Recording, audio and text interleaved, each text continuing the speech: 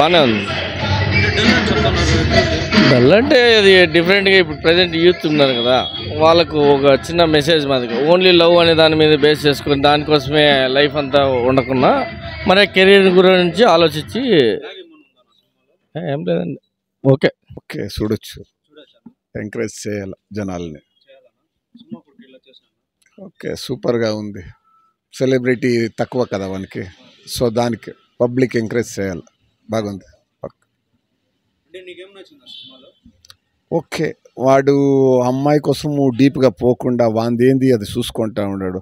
ఈ కాలంలో కరెక్ట్గా ఉంది అది, ఈ కాలం జనరేషన్ తగ్గ ఉంది.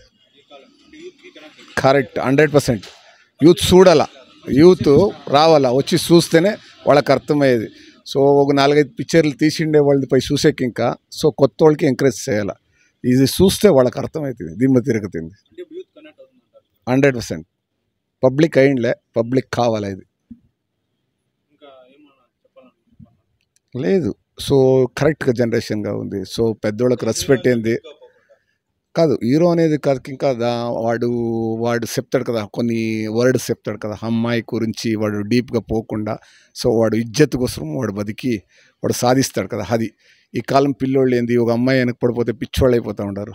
దాన్ని మారాలనేది తీసిండే పార్చర్ ఇది, దాని తగ్గ వాళ్ళు ఉండాలి. 100% యూత్ స్క్రూట్ అవుతుంది ఇది, 100% చూడాలి వాళ్ళు.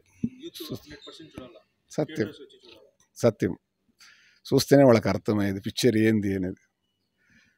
మన జనాలు పబ్లిక్లా క్లీన్గా చూస్తే క్లియర్గా అర్థమవుతుంది, లేకపోతే అయ్యాలి. అదే ఎవరైనా పెద్ద హీరో వేసుకోండి అంటే ఇది 100% టాప్ హిట్ అయిపోతూ ఉండే. సో అదే ఎవరు జనాలు రాలే, సో అది తెలియలే జనానికి. తెలిస్తే కరెక్ట్గా అర్థమవుతుంది. మూవీలు చూస్తేనే జనాలు పబ్లిక్ అర్థమైపోతుంది. బాగుంది.